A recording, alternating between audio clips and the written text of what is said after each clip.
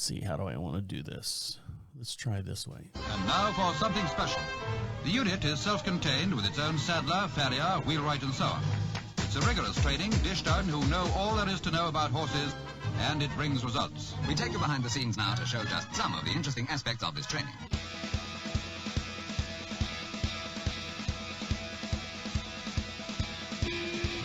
Welcome back to Equine Dynamics with Mike Stine, the #1 podcast to create sounder horses from the ground up. Mike Stine is a registered journeyman farrier with an APF1 accreditation. On this week's show, joining us in the studio, Dr. Jaret Pullem from the Doc Reddens. Is that where he's from, Mike? I think probably the first time I met Jaret was at Doc's. Okay. If it wasn't, I don't remember. So he's out there somewhere. We're going to talk to him. He is a doctor of veterinary medicine, and he's going to talk about how he works side by side with Doc Redden and how he got into the horse business and being a vet, and not a vet, but a doctor of veterinary medicine. Yes. And so much more. So stick around for that. We're going to have him on the show. And over to my far right side is Mike Stine. How are you? I'm doing good, Travis. How are you? Well, I'm doing okay. There's a huge storm that came through yesterday. Right. And Mike, you live probably, like 5-6 miles down the road from me? Yes. So you physically got no rain? Nothing. Nothing. I've got 2 trees that have been knocked down out there that are probably a good, 12 inches in diameter. Yep. They've been knocked down, split in half. My fence that I'm putting up now, the dirt around it has gotten so wet and soggy because I haven't finished the complete loop of the fence, so there's nothing for the fence rail to lean on, so it's laying on the ground. Well, it's got something to lean on the ground. I know, but that doesn't keep the horses out. So I got to go out there and cut the tree and chop the tree up and fix all that. And I got to fix. And now you got this winter's firewood. No. Yeah, now I do have this winter's firewood, plus all the other branches and stuff that's going on. And speaking of what's going on, Mike, are you caught up from your little vacation trip out to Kentucky seeing Doc Redden? No, I'm not. And so you got to work double time now? Well, kind of by the time I get back, you kind of got to go through your whole rotation of clients. And then, well, I'm going to be gone again in a couple of weeks back to Kentucky, and then I'll have to start all over again, right? So, when they say, I got to take a vacation, but you're afraid to take a vacation because someone in your position, you don't have anyone to fill your shoes. Get it to fair. Never mind. So yeah. You don't have anyone to fill your shoes. Do you plan for that in your trimmings and stuff? Like if you have to take a week off or I try to compress stuff together if you can. And, of course, you're working around, with the event horses, the timing on when they've got to be somewhere because you don't want to do their feet directly before an event, but you want it fresh enough that everything's good and clean and goes well, right? Yeah, and what happens there's always something to shuffle around. So what happens with you in your case, because you cover a lot of grounds around here. Mm-hmm. Let's say you go on vacation or you go off like you're doing your clinics and stuff, you're furthering education. Right. What happens if let's say my horse, Diego, something happens to Diego and Diego's got shoes and stuff on and you're out of town? How do I, being a horse owner, horse payer for her, yes, and my wife being the owner, yes, how do we handle that? How do you handle that situation if something happens, a shoe flies off, or something else happens to the extreme or something? Well, we can put you on video camera, and you can go over there with a box of nails and nail it up, and I'll tell you hit that nail and don't hit your thumb and all that kind of stuff. My fingers are end up like yours. Hopefully nothing happens. Mm-hmm. It's usually, if we plan well enough, it's usually not that much of a big deal. There are places where I do have some backup. And, there are places that I work where, because of distance, because of whatever, somebody else may be doing part of the farm so that they can handle shoes being off. But, but normally not much of a problem. And you just have to deal with it and work around it and keep going. Well, one of the things you said when you first started this show about 2 years ago, you said it's always a good idea for either the trainer or the horse owner to have the basic skills as far as putting a shoe on. Well, it was like, let's see, when I was in Cincinnati, I had a shoe spun off and Brett nailed it on. Now, Brett's dressage trainer, right? Yeah, he's our dressage trainer. That's Brett Ingram. Yeah, Brett thought he was going to be a farrier at one time until he ripped a nail down his finger and he squealed and said he didn't want to do that. But he does have the skills to straighten out a shoe and get it back on. Now, if you can find the shoe, let's say, like, for example, this rainstorm came through and spare tires. Oh, you need spare tires. Should I buy them or do you hand them out? Not hand them out, but I mean, you know what I mean. Well, especially with my eventers that are on the road a lot, as we're rotating shoes through, we keep a good set of shoes. If I change something down the road, maybe we'll run it once or twice and then give that shoe, and then we go to something else, and then they have a set that they can carry on the road with them. If they got some odd pad build or something like that, I can put that together, and then they have an extra. And somebody, if it's off on the cross country course in a mud hole, they've got something they can pull from to do it, because you can't stock and do everything on a rig that somebody has dreamed up and made out there. So let's say, for example, and this is worst case scenario, and I'm knocking on wood because this horse costs $2 million, Diego. Let's say he gets a fly spooks him, and he runs and he gets his hoof caught in the fence and gets a. You've seen it before many times where it's got a little gash in the side of the foot and the shoe comes off. Mm-hmm. Is that something I'm looking towards the vet to do? And can the vet reapply that shoe if it's found, or does it need to be reapplied? Most vets are not going to reapply a shoe. Now, if you call our friend Jaret that we're getting ready to speak with, Jaret could reapply a shoe and say, boy, look what kind of mess he made. I'm going to fix this, right? Because he's a podiatrist. Does he double pay for that? Double and triple probably. Here's my doctor of veterinary medicine bill, and here's my podiatry farrier bill. Well, I like this one. This one's lighter. This one's heavier. You probably get a combination bill, right? But no, there are some people that can stick some shoes on. Some of the other farriers will step in and help out, and there's some of the places I work that have multiple farriers in there, and there's a reason we do it that way because of me being gone for different events, for different clinics that I'm going to or maybe doing myself. And one of the things that I know that you've done, and you're really, really good at doing this, is you let your customers know. You let the horse owners know. You let the trainers know, hey, I will be here this week. Let me know if I need to do anything before. So I start planning around that several months out. Right. Yeah, it's not like just I'm going to pack up and me and the dog are going to go down. We're going to go trout fishing or something. That kind of irritates your clients. Yes, exactly. If you plan around it, most of the time it's not that big of a deal. All right, guys, stick around. We got a lot to talk about, and coming up next here in the studio, we have Doctor of Veterinary Medicine, Dr. Jaret Pullem. So stick around. We'll talk to him when we come back. You're listening to Equine Dynamics with Mike Stine. He'll be right back. All right, time to shine. No. Oh, there. The volume's up now. No, you're not frozen. You're good. Oh, it's funny on my triple screen, I'm froze, but on my other screen, I can see myself on my small one up in the corner. Okay. But on my triple screen, I am just doing the L face. Are you on a laptop? I am. Do you use that laptop for video conference calls or anything? I do. I was going to say maybe the video. If you'd like to fix it, we got time. No, I mean, it's up to you. As long as I'm coming out good on your side. Yeah, but it's kind of annoying on your end. It's hard to concentrate. So if you want to back out and click that link again, it'll bring you right back to this session. Okay. All right, now we can talk about him. Yeah, now we can talk about Jaret. He thinks he's.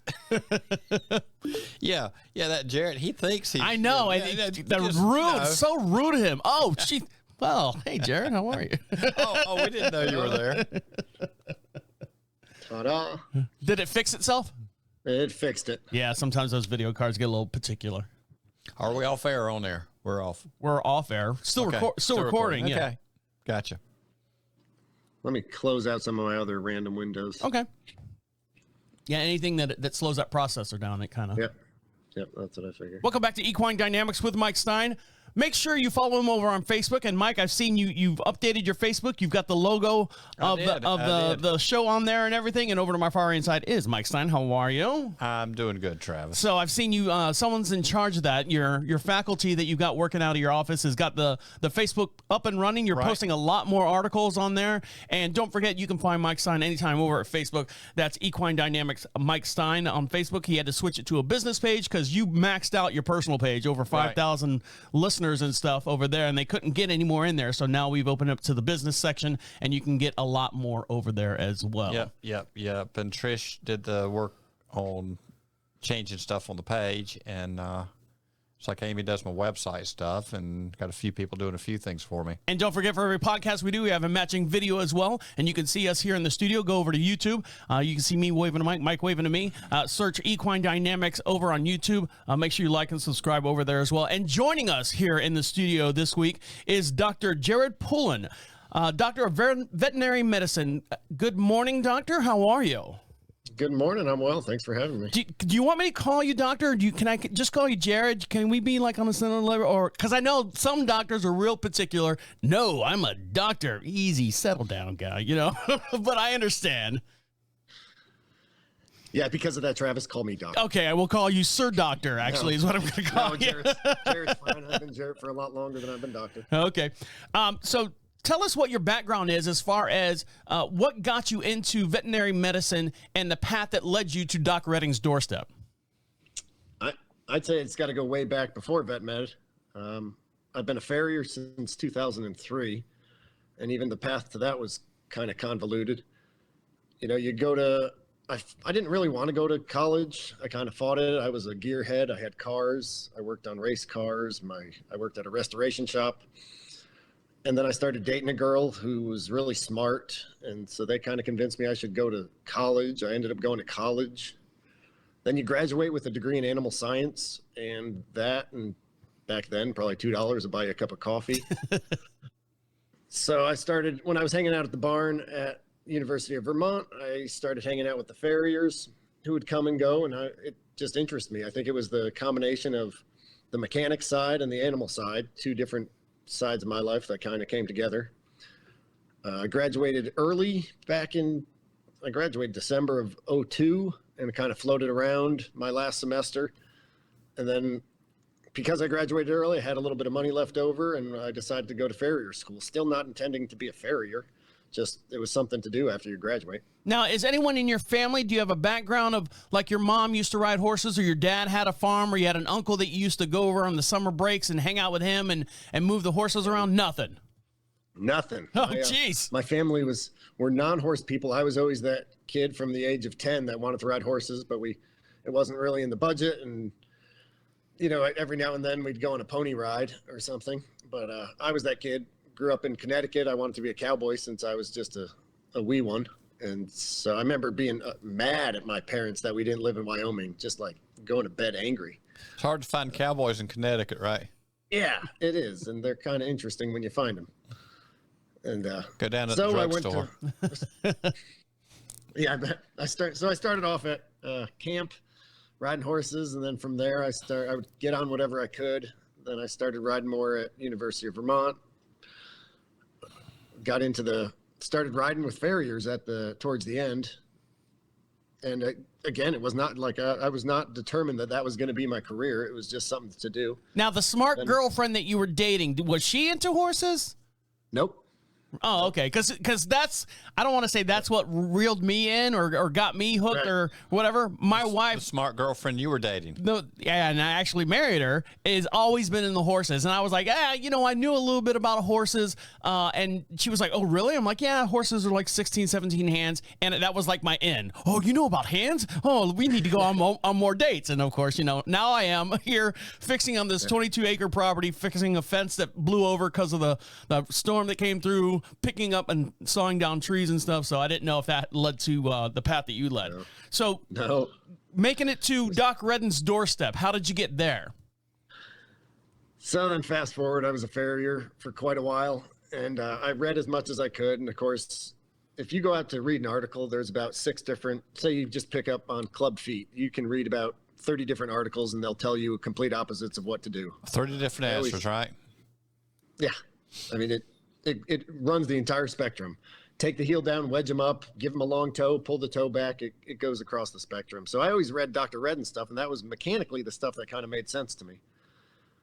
And then I had a case with a particular client that we were having a rough go of laminitis.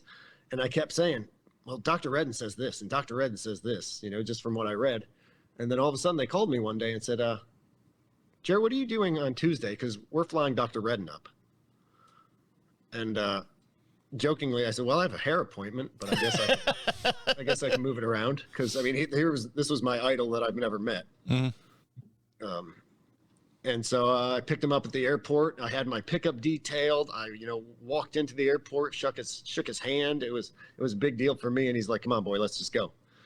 And so we went and we worked on that case, and it was like a dream come true. And I started going down there. I mean, every chance I would get, I'd go down there. I remember his secretary quit on him a month or so later. And I called him up and said, well, I'm probably better with a computer than you are. And so I came down and just tried to do some computer work for him. So, I mean, anything I could do to get in those doors is what I did. And how long has this relationship been now? I've been hanging out with him for about 10 years now. Now, you have your own practice. I'm assuming you have your own practice, or you work out of a certain facility in Vermont. I'm sorry, where are you located at? Oh, my God. I get like the twitches when people ask me where I'm from. I have identity crisis here. Oh, God. I own a house in Vermont. My driver's license says Vermont. I'm there maybe 2 weeks out of the cycle. This time of year, I span between Vermont, New York, Connecticut, Massachusetts, a lot in the Northeast, and then Kentucky, down at Redden's some, Texas, every 5 or 6 weeks, and maybe even more, as I got another business venture down there. But I end up running around a lot on the airplanes and a lot beating the roads. So. And this is all for like the horse community. You're not just going vacation like Mike does all the time, or anything like that. No, I'm not as wealthy as Mike, where you can just go off vacationing. I get it. Yeah. Vacation at somebody's barn and propped up under a horse.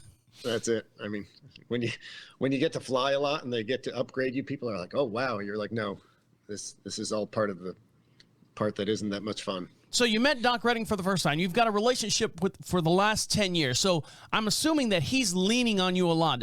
As the reaction I'm getting is he's kind of taking you under his wing, or is it certainly to some degree? I mean, he has a lot of students. I'm fortunate enough to be what I guess I'd refer to as the inner circle.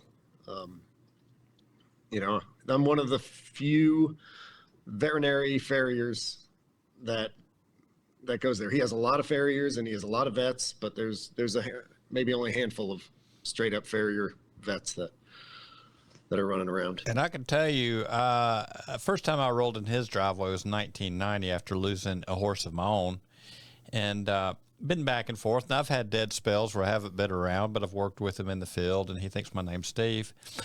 And it's a little difficult sometimes when you haven't got a vet that's prepared to play the game. It's very difficult at times. All right, guys, we're going to take a quick little break. When we come back, we're going to talk more with Sir Dr. Jared Pullem. There we go. About the importance of the relationship between being a veterinarian and your farrier. So stick around. We'll be right back after this. Stick around. Or don't stick around. I don't care what you do. Just lay on the floor. Where do you want? Yeah, do what you want. Do what you want. You're going to do it anyways. I was going to say something else, and I just totally blanked, and I messed that up. So I'll fix it. Don't worry, I can fix it, Mike. I can fix it. Are you going to New York to the whatever meeting up there? The NAEP? Yes. I am a board member of the NAEP. Well, I guess I'll see you there. I kind of decided last night I'm going. That's always been a good meeting, and I think this one's going to be one of the best. Right. Don't get many opportunities to go see Mr. Pollitt. Welcome back to Equine Dynamics with Mike Stine. If you'd like to ask him a question, the way you do that is go to equinedynamics.com. At the top of the page says Contact Us. Fill out that little form there, and if you've got a question for Mike, write it in there. And if we read it here on the air or Mike answers you back, we'll send you out a free prize pack. And it'll be some stickers, some magnets. You got anything left over there? Any coasters? I know you got a bunch of drink coasters left over there. I've got some drink coasters, no magnets. No magnets left? All right, I'll have to re-up on that. And over to my far right side is Mike Stine. How are you? I'm doing good. How are you? How are you, Jaret?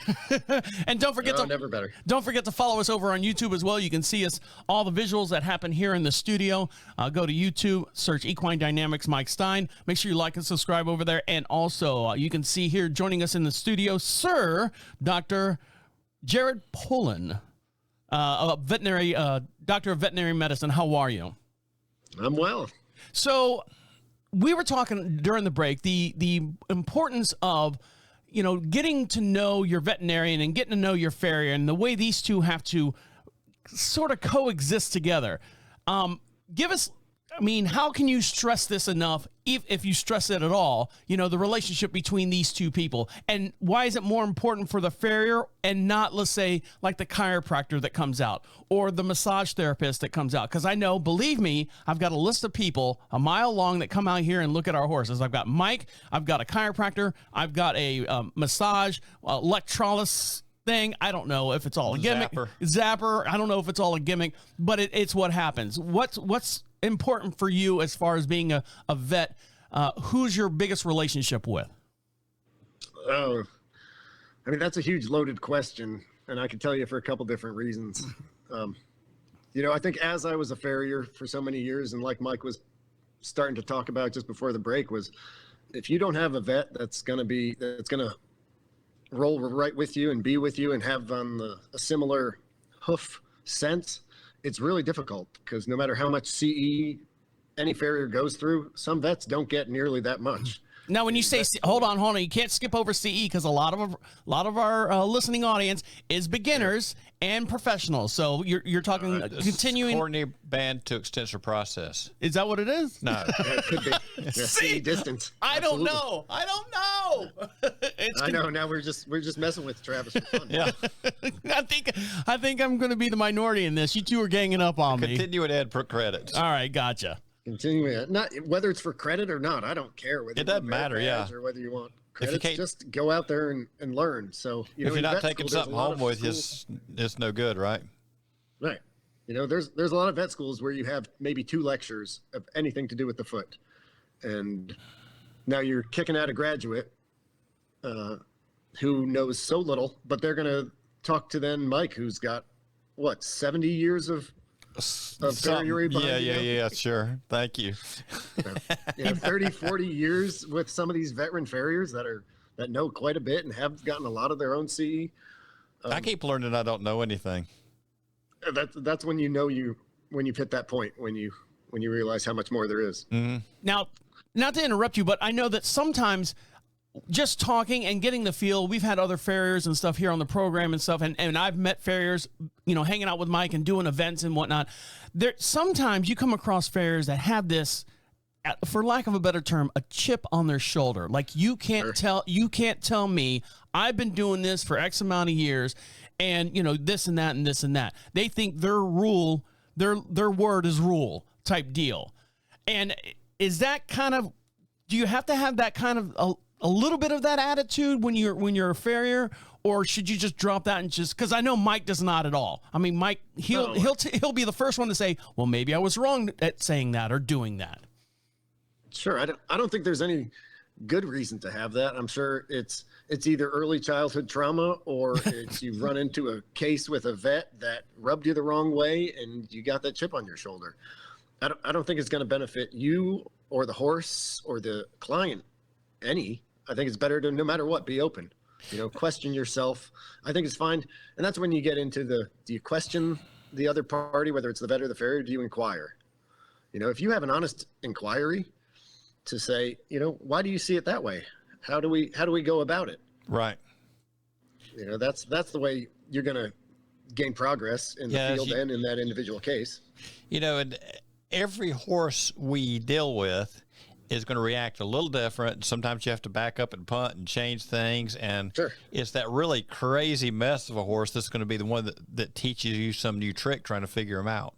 If you're willing to learn it. But right. If you're closed-minded and say, this is the way it's got to be, I don't care, then no one's going to win. I mean, I remember I think it was the first year I was with Dr. Redden, and he said, and it stuck with me. He says, ego kills more horses than colic or laminitis ever will.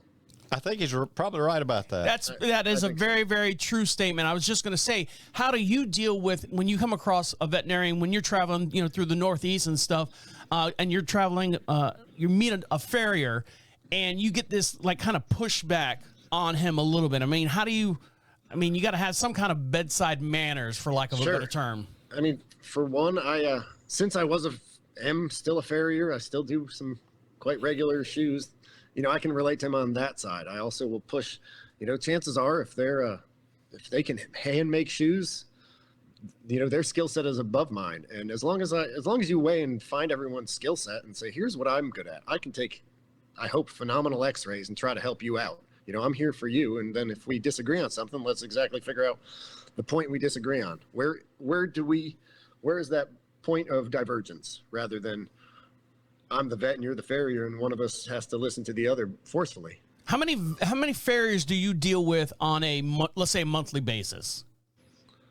Not as many as if I maybe was a more typical veterinarian.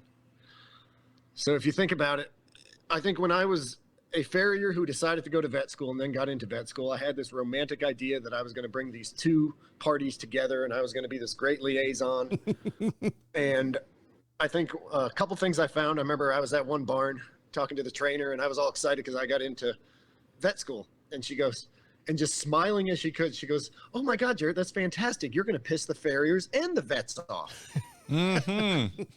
And how's that working for you? I was like, it hit me like a rock. I was like, huh, she might be right. She knocked you down a peg or two? Yeah, it just kind of changed that little romantic idea I had. And also, people ask me to weigh in on the vet-farrier relationship.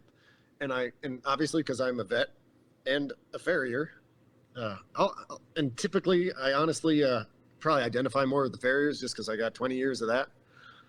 But I also say, I don't know if I'm the best person to weigh in on that because I got so frustrated with the vet-farrier relationship. I said, screw y'all, I'm going to go into $250,000 worth of debt to bypass it. Sure, why not? So I'm like, some of it, they say, why do you go into vet school? And obviously there's a ton of reasons, but some of it is just frustration in the industry and say, I'm going to take out the middleman. But a lot of it is to try to bring the two parties together. And we go back on the ego thing. I think a lot of it comes from insecurity. When we get somebody with a chip on their shoulder or a vet who doesn't want to listen or a farrier doesn't want to listen, it's on both sides. And sometimes it just takes the ability to step back and be open and say, I could learn something here. It's one of those things. It's almost, it's a craft, a craft as old as time. I mean, they've come across horseshoes, way before people were here in the United States. And it's just one of those where everything's been passed on, father to son and son to father and son to daughter, or father the, daughter and all that. And it's just one of those crafts where there hasn't been a whole lot of technology, advancement other than like the last 30 years. You got your computers, you can do all this more analysis and stuff, but you're looking at, hundreds and hundreds of years and now trying to change everything on a turn of a dime. And a lot of people in my opinion, I see pushback sometimes. Oh, absolutely. I mean, the vet med industry is based on peer-reviewed literature and evidence-based medicine.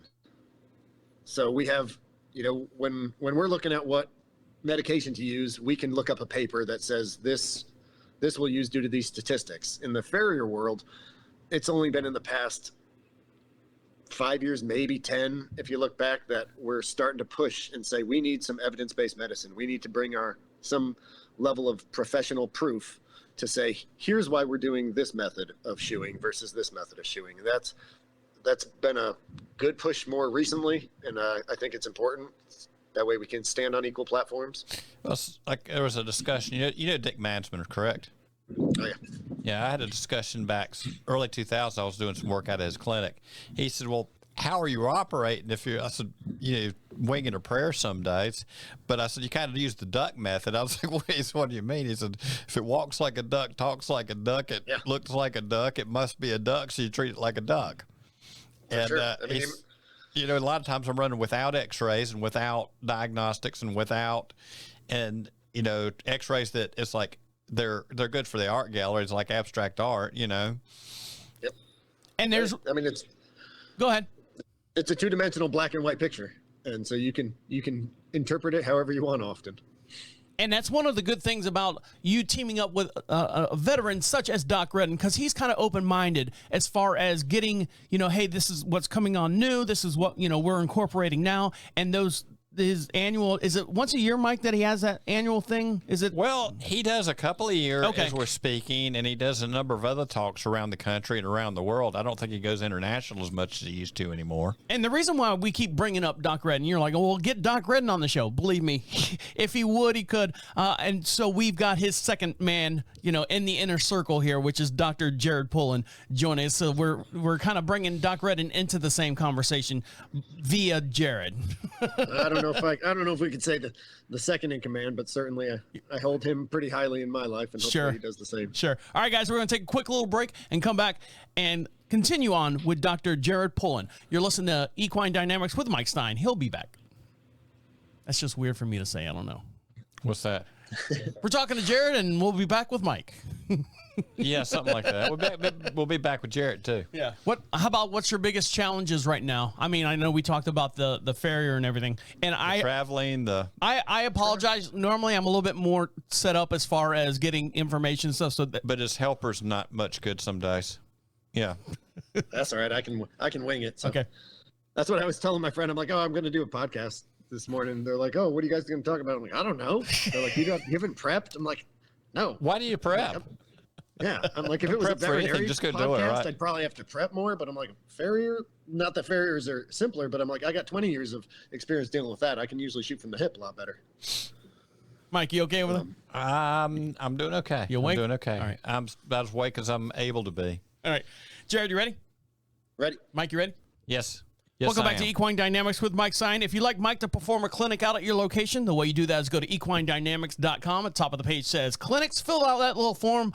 Mike will pencil you in and schedule out there, and he can come out to your event or your location. And he's got a big old horse. Let me see that chicken leg you got over there. There's a chicken leg. There you go. Big old chicken leg right there. He's got a whole bunch of visuals that he can bring out to your location. And if you'd like Equine Dynamics to perform a live broadcast at your location, you can hit him up over there as well. And over to my far end side is Mike Stine. How are you? I'm doing okay. Just okay this time? I am magnificent. Right. I am wonderful. I am spectacular. And joining us here in the studio is Sir Dr. Jaret Pullem. How are you? I'm doing well. I like that I keep getting promoted to now I'm sir. I feel like Elton John and I are on the similar pedestal. Well, it's about the same thing. Yeah, I'd say so. Get some flashy glasses, some bedazzled chaps, and you'd be set to go. I think Mike's got the bedazzled chaps. Yeah, that's coming. He wears. You'll be jealous. He wears those at his clinics, believe it or not. And the only way you can see that is to sign Mike Stine to come out and do a clinic. He's got some chaps that's got like diamond embroideries and stuff on it. It's really, really hot. It's really cool. It really brings out his eyes. All right. So, what is your biggest challenges that you have, Jared, as far as being a farrier and being a vet at the same time? And do you have your own stable of people that you go see on a regular basis? Or are you on like an as call needed? Like I'm always seeing the worst case scenarios. I'm always traveling, to New Jersey, to Vermont. I don't know if you go to New Jersey or not. I just made that up. And to see all the worst cases, is that what your normal daily activity is? Or do you have like a stable of horses that you see on a regular basis? Oh, it's a bit of a mix. Similar to a more typical farrier, I do have my clients that I go see on a normal 5-week, 6-week rotation. Some of those are a mixture of podiatry or advanced shoeing. If they're willing to pay my prices, I'm happy to continue doing the work there. And a lot of those were carryover since before I went to veterinary school, and I was their farrier prior to vet school, during vet school, after vet school. And then often it's going to be, maybe Mike calls me up and says, hey, Jaret, I got this bad laminitis case. It's getting out of, my wheelhouse and the vet's wheelhouse. We could use your expertise. And so then I'll drive or fly. I'll go to the far reaches of the galaxy and do that horse. And then the big question is, at what point can I hand it back to the practitioners? Because I don't want to take all the work and just keep it. I want to get that horse going, get it back to some. And there will be another case right behind that. And that's the way it happens. And so sometimes that'll be on my rotation on my schedule for 2 rotations, 3 rotations, 1 year, 2 years. And then we get to a point, and often I'll hand it back and they'll take care of it. And then sometimes they need me to do a checkup on it every so often. Now, so my rotation. Go ahead. My rotation will be very consistent in some places and very changing and fluid in others. Now, do you, when you travel, I know you fly and stuff, but do you travel like in a big rig like Mike does for like your local veterinarian stuff? Or because Mike's got a huge old friggin' tank out there. Yeah, mine's even bigger than Mike because I have a lot more things to compensate for. So yeah, I have a big dually 4500 with a trailer that I carry as much stuff. You know, some guys have the skill set where they can hand make a shoe right on the road. I may be able to do that. I do have the skill set, just it would take me all darn day to do it and it wouldn't come out as pretty. So I carry probably a lot more inventory. About half of my rig is set up for the full veterinary side. If I have to, I can work up a colic. I try not to. And then the other half is straight up farrier side with drill presses, grinders, welders, inventory, all that. So I need a fairly big rig for that. So we talked about being a lost art form. You say, you know, you being able to forge. Mike forges all the time, and he's out here, you know, he's bending, he's got the hot thing going, and, you know, he's banging and whatever on a regular steel horse. So, I mean, that's probably why your rig is a lot smaller, because Mike has told me many times that there are guys out there who can do it. They just, you know, it's a time effort. They don't have the, I don't want to say skill set. I don't want to diminish anything that you have, but no, I mean. No. And it's funny, we talk about forging, and I'm like, I hot shoe everything. Everything goes in the forge, but most of mine's aluminum. I have a friend of mine back in Vermont who's she's fantastic in the forge, and she almost despises aluminum. And I'm like, I'm just not as tough. I like to hit a little softer, and aluminum just plays a lot better with me. So now, in the future, what is like the long goal of you? Because you're a young man. I mean, you're probably about my age. You know, we're both about 37, 38 years old. I thought you were 25. Yeah, 25, 26 years old. What is like the future that you see? Where do you see like the veterinary medicine going, and where do you see the farrier business going, and how in the future do you see those two teaming up? Oh man, Travis, how long you got? How much time we got? 30 seconds. All right. No, I'm kidding. You got all the time you want. Yeah. I mean, that's a big topic. Right now, some people may not know, but the equine veterinary medicine is starting to have a crisis with the amount of practitioners that are getting into the field versus the amount leaving. We lose about 50% of people who enter the field within the first 5 years. I think the farrier field is kind of the same, running the same road. And what's causing this abandonment? In the veterinary side, it is a hard damn job. It's hard, and sometimes social media doesn't make it any better when you see somebody tearing apart a vet who's running ragged. I mean, you're always on call. You know, if you're not part of a big company or a practice where you get to share on call, you're always on call. And the money in small animal medicine tends to be a lot better. That's one of those things like I tell people, you know, I went to be a farrier because it was an easy life, right? Yeah. No. And well, you got so to understand what I used to do. I was the first one to go drive straight into a hurricane. So as far as still do that? No. I would, but yeah, I have driven a loaded line truck straight into the direction of it. I have a hurricane more than once. That makes sense. So you've probably been zapped a couple. So you're talking about the abandonment in the veterinary side. What about the farrier side? Why don't you see people hanging around outside of the obvious? Like, hey, I'm tired of, like Brett Ingram, I'm tired of smashing my thumb every other week. Now, let me add to that question, Mike. You've got a helper, and I asked the other day, where's your helper at? Because you haven't talked about him. He's actually finishing up his schooling right now. And so I was like, oh my God, I thought the guy left. He's learning to smash his thumb. Right. So what are you seeing? Why are farriers Dr. Jared, why are farriers leaving the business after a short amount of time? Since, with as much as I travel, I'm not in the farrier community as much. The ones that I know have been in it and stayed in it. I think Mike can probably talk to more on that, but I think it will be the same. It's a hard life. I've had a couple of people approach me fussing about what's going on with farriers, and somebody that's been in it, I said, well, part of the problem is, let's go back to the 90s. And the percentage I used to keep in my pocket then was a lot bigger than it is now. I'm paying a mortgage payment and a good mortgage payment every month in diesel fuel. And I used to be able to get away with a few $100s a month in fuel alone. Plus the last couple of years, our materials go up. In fact, like the Nanrit catalog, they haven't put a price in there because every time you go, something's gone up on them, and it goes up on us. And then people are like, "My God, you're going up on me again to do this. What are you doing to us? They have no idea what my operating expenses are." And there's a lot of farriers younger than me that have bought skid steers, bought a dump truck, bought a number of other things because they can turn more money with less abuse. Do you think horse culture has, the way it's involved has changed the way like your farriers and your vets approach a client or the horse or the patient? Do you think just the way, Jared, you were talking about social media and stuff, about everything, getting all crazy, with people bad-mouthing horses? I lost you for a bit. That's all right. He's pretty lost. Oh, there you are. Did you hear my question? Oh. I don't think he heard you. Hold on.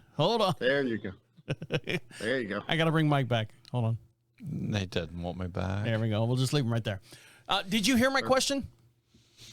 I started to hear it, but then you got all gobbledygook. Okay, so as far as the whole horse culture itself, do you think like social media and stuff has influenced the way vets and farriers approach a client or a customer or the patient? Because there's so much, like you were saying, that people are bad mouthing the farriers or vets on social media and stuff. Do you feel that has a whole lot, the whole culture around the instant, I mean, I'm probably the wrong person to ask, since if you've looked, my social media presence is pretty darn low, if anything. That's usually because I just don't have the time or the, dare I say, the care to go that direction. But I do think, because now just like anything in life, there's a microphone and a camera on you at all times. You can no longer get away with what you used to. So I think having that part where you're always going to be in the public eye changes it. And somebody can always comment on it. And like it's the old adage, it takes 1,000 names to build you and only one name to drop you. Right. As far as when Mike was talking about the price difference and how much you keep in your pocket, it's funny. I think back on my first farrier mentor that I worked with, and he used to say he would set his trim prices by what it would cost to fill his fuel tank. And so, he started back in the early 70s. And I'm sure it was a $5 trim. And then obviously it went up. And I remember I started and it was like a $30 trim and then a $60. And now I'm like, imagine with a 53-gallon tank on my diesel, if I could charge that much money for a trim, that would be fantastic. Right. No kidding. Well, that's like way back when I went to $8 on the trim. And people were, you're high, because some people had adventured from $5 to $6. You just jumped straight to 8. It sure did. I was pushing it. And I was going to go to 10 next. All right, guys, we're going to take a quick little break and come back and do one more little segment and wrap up the show. You're listening to Equine Dynamics with Mike Stine. He'll be right back. And yes, I did trim at $8 a trim. I believe you. What year was that? Like I said. It's been a couple of years. I was going to say 2019. Yeah. That was a pre-COVID price. Yeah, exactly. When we come back, I know you don't have a social media, but is there charging $20 to shoe my horse? Good God, what's wrong with you? Jared, do you want to? Is there anything that you want to plug? Where you're going to be? How can people get a hold of you, or is that not your your realm. Yeah.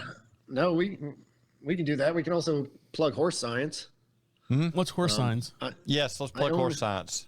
Oh, horse I'm a partial- science? Horse science, yes. Horse science. Oh, okay. Horsescience.com. Right. I'm a partial owner of, dare I say, the world's largest horse leg cadaver preservation company.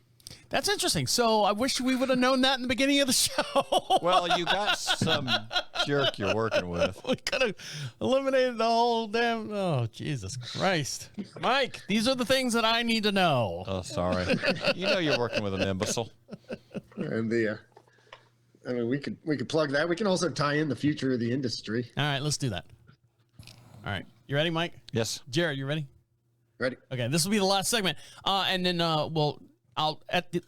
when I'm ending the segment, I'll say, hey, where can people find you and all that stuff. Okay. And stay on with us when we shut down. Yeah, stay on because we'll chat for a little bit.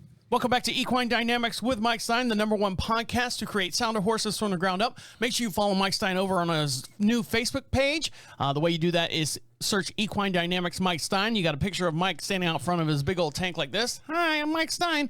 And he's got the logo of the podcast on his picture. What? Were you going to say something? No, you got that look on your face like you're going to say something. No. And if you want to see the look on Mike's face, go over to YouTube. Make sure you like and subscribe over there. And for every podcast we do, we have a matching video. You can see all the visuals here in the studio. And joining us here in the studio as well is Dr. Jaret Pullem. How are you? I'm well. Now, tell us a little bit more what you feel that the industry is going towards, and what do you see in the future? I think we kind of touched on, the vets are getting harder to come by, farriers are getting harder to come by, and we talked about the price of fuel and everything. And I think to tie it all together and how hard the business is, I think it's all going to come together. And also, you were asking me what my goal is, and I would say it's going to have to be a referral hospital where I set up shop, where farriers are happy to come, or a farrier has their own shop, and we get off the road a bit and people start trailering their horse to us. When you have a supply and demand curve that's getting offset like that. So when you say that, I picture the only way I can associate that is like someone who owns like a hair salon, and they rent the chairs out to the the barber or whatever, the hairstylist and stuff. Is that what you're looking for? Like you'll have this huge building and you'll rent out the stalls to farriers, and then the people who have horses can bring the horses to those stalls? I think that is a good business model. I was talking more selfishly. My personal shop, people bring their horses to me and I work on them because I'm just tired of driving up and down the road. And I think the quality of medicine and the quality of farriery would be increased when you're at your home shop with good lighting, with hopefully climate controlled, with all the stuff you need, all your tools and tricks, rather than working out of a pickup truck with questionable electricity, with the fan blowing on you when you're having surgery. And I think it's also just talks to the efficiency of the business. Often my day is I get to the client, I work, and then, I work, maybe I go to 3 more clients. And then at 6 o'clock at night, when everyone else is hopefully home enjoying their meal, I drive for 4 hours to get where I'm going for the next day. Well, after the show, me and you will team up together and we'll work out some kind of business plan for that kind of model and figure out the best location and the best building. I'm absolutely game here. I was planning on just letting farriers come and use the spot because I've been in their shoes and it'd be good for everything. But I like the monetizing part. So you are owner of a science. What is the name of the website that you are part of? The .com? Horsescience.com. Horsescience.com. Yep. Horsescience.com. Horse Science Anatomy Works. It is, and I'm waiting for like some lawyer to tap on my shoulder and saying, you're not quite right. But we like to joke and say it is the world's largest equine cadaver limb preservation company in the world. Whoa, hold on one sec. You hit the button. I hit the button by accident. Well, the computer was telling me that the show's over, but it's not. What is it now? Yeah. So you could say that because if you're the only one, technically, aren't you the largest? That's what we feel. It's owned by myself, Dr. Sammy Pittman, another vet farrier, and Kayla Bergeline, a farrier podiatrist. And we bought the company a few years ago from Allie Hayes, who's just a wonderful wonderful farrier, and she kind of took the company and built it up where we end up preserving legs for anatomy specimens and teaching purposes. I think Mike probably has a few. Yes, I do. Yes, I do. And how long have you been doing this? We've been doing this we bought it from Allie just about a year, maybe going on 2 years ago. And I'm assuming, since you're the only one, it's a huge demand. So do you work with like a lot of universities and a lot of outside entities such as that? Yeah, we get a lot of calls from universities, a lot of sole practitioners who are just looking for something to bring their client and show them. We do some custom work where, say, your horse or a case you're working on has something really interesting to show. You can ship it to us and go that direction. But right now, we're also full-time practitioners, and we're trying to do this on the side. And if anyone wants to give us a hand, we're always looking to hire, because it's a lot of work, and we're trying to keep everything going. So if you do call us or email us, just bug the heck out of us. Sometimes I'm the one running the email, and I can be way behind on that. So we're trying to get to everyone and keep our inventory up. Well, tell our listeners how can they find you, and where are all the avenues where they can get connected with you? Probably the best place you'll find is either on Facebook with the Horse Science Anatomy Works webpage on Facebook, or horsescience.com. You can submit an email there, and I'll promise I'll eventually get to it. That's what I'm going to do this afternoon, is fire back a lot of those.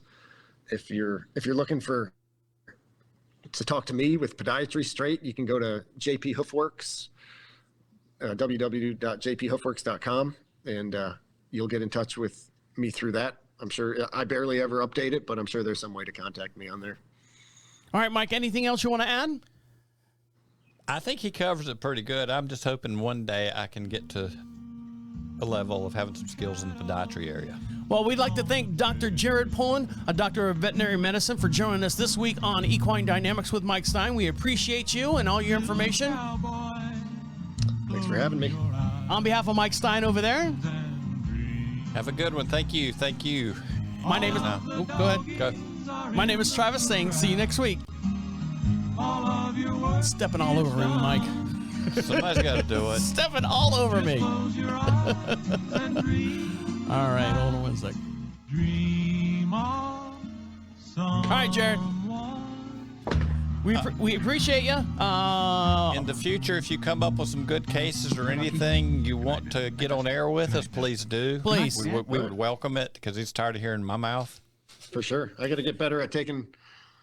Yeah, I probably have some cases. I got to get better at taking photos, but I guess sometimes photos are hard to do on a podcast. So well, maybe that works out better. No, I can do videos and visuals and stuff through the whenever I got going on here. But anyways, right. I'm trying to get Mike to. He's got a GoPro camera here. He sits there and he's got his phone in his chest here, and he's doing horse stuff at the same time. I'm like, Mike.